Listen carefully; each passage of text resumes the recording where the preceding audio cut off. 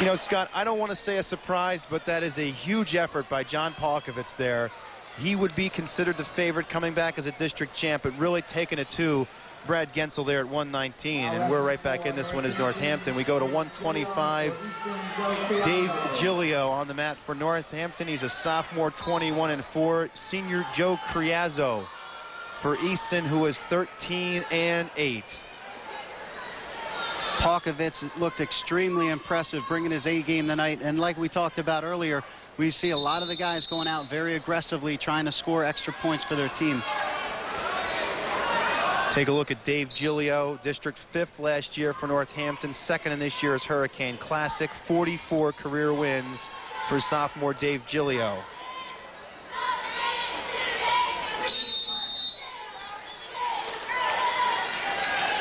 Joe Criazzo was a surprise last season in the postseason for Easton. He did place third in the district tournament, third in this year's Mannheim tournament.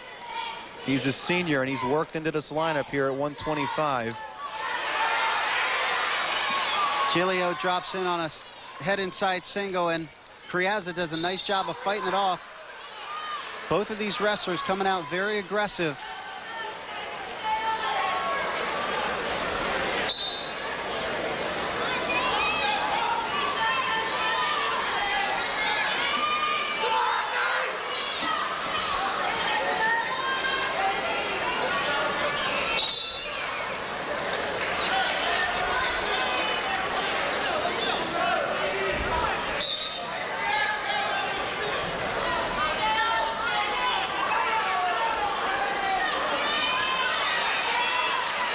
Criazzo does a nice job of trying to spin behind Giglio, and they run out of mat space.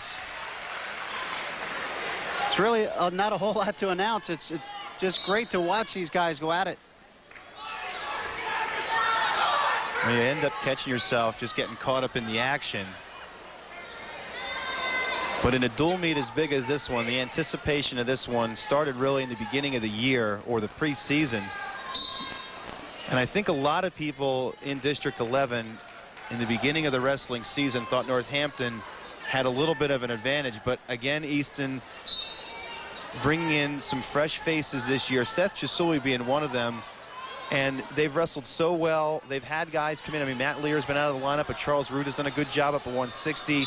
That I really think that the tightness of the match, it just got closer and closer as the days and weeks got closer today to tonight's dual meet. I was actually under the presumption that Easton was supposed to be the better team this year until obviously Northampton got Norwicki to join their squad, and that kind of closed the gap for Northampton a little bit. But like you said, these teams have just they're basically on a collision course for this dual meet since day one.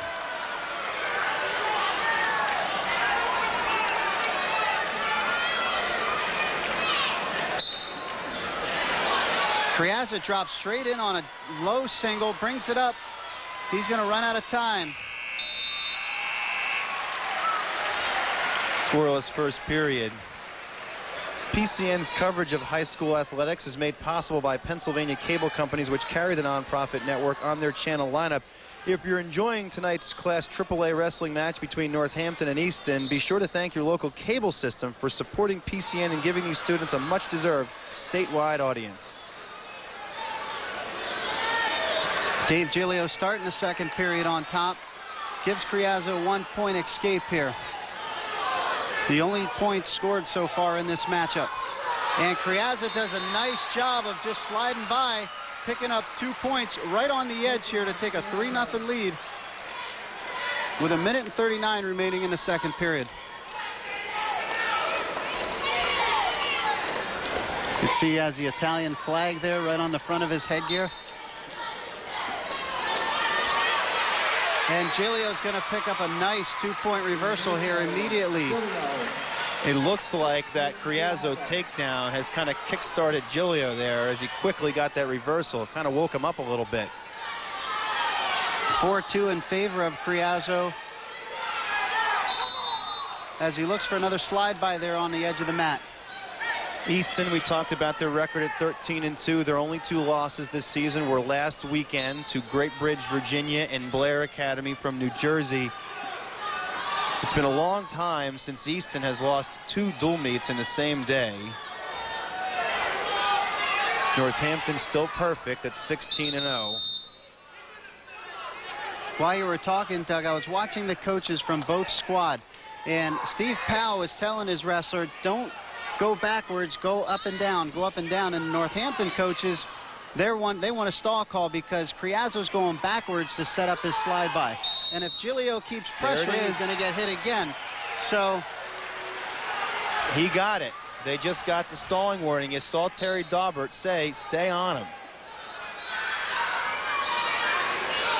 You know, Scott, this is a matchup. You know, the coaches have been somewhat composed up to this point. Not a lot of getting up off the chair, not a lot of yelling at the wrestlers, but this is one that really becomes a toss-up. And I think you might have given the slight advantage to Giglio coming in, but Criazzo has proven that he's going to be a gamer in this one. And now taking this lead, they're both starting to get a little anxious.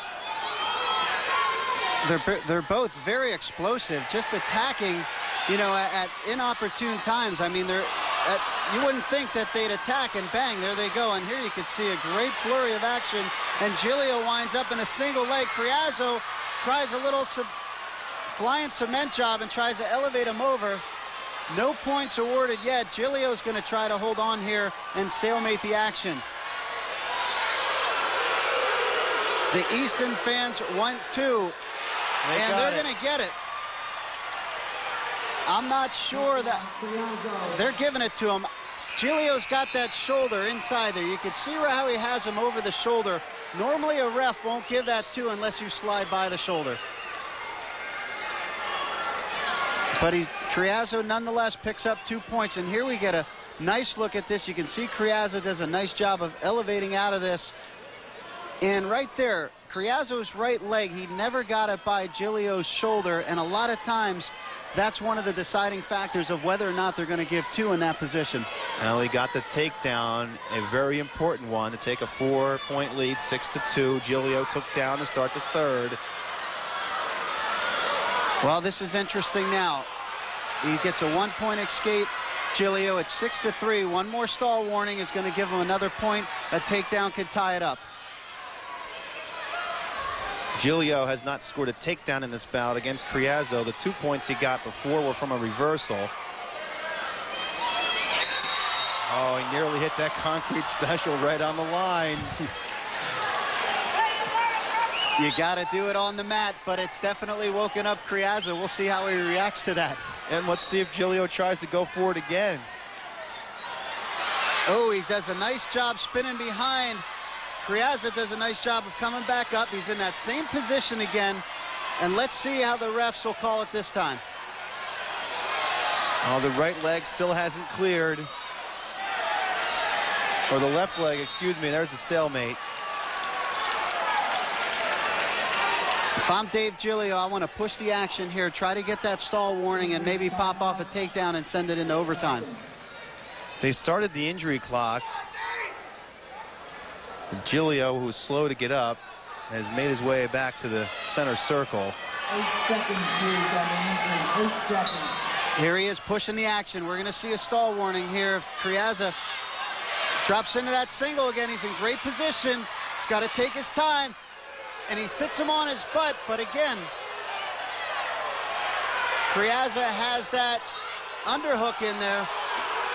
Northampton fans don't like the call at all, and that's going to be typical all night on both sides. Very tough position to call there, and I think that was the right call. There's the stalling warning. 38. A point for Giglio. He can tie it with a takedown. 35 seconds to go in the third period. And the Northampton fans are up on their feet cheering. And Giglio tries to go in for a hook the leg and step. Scott Criazzo backing up again. This could be huge for Easton here if they pull off a win, Doug. You're absolutely right.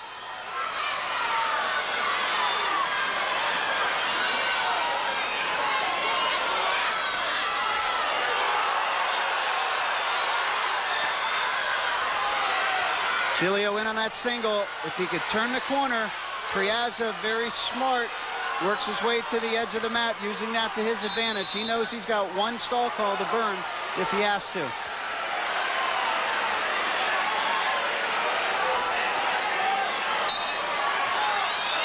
There it is, but it doesn't matter. Oh, we got 1 point.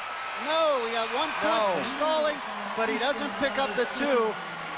And the final score at 119 pounds, I'm sorry, 125, Criazzo defeats Giglio 6-5 in a very hard-fought match by both wrestlers. Here we see it, about 2 seconds remaining there. He can't quite get him over to his back. And that's how that match ends. Well, that is a huge win.